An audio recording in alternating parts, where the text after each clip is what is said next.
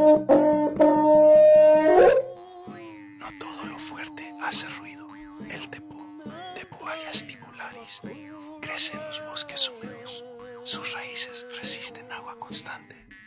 Este es Rupucó 4. La verdadera fuerza no siempre se ve. A veces solo permanece. Resiste. Fluye. La naturaleza no se equivoca.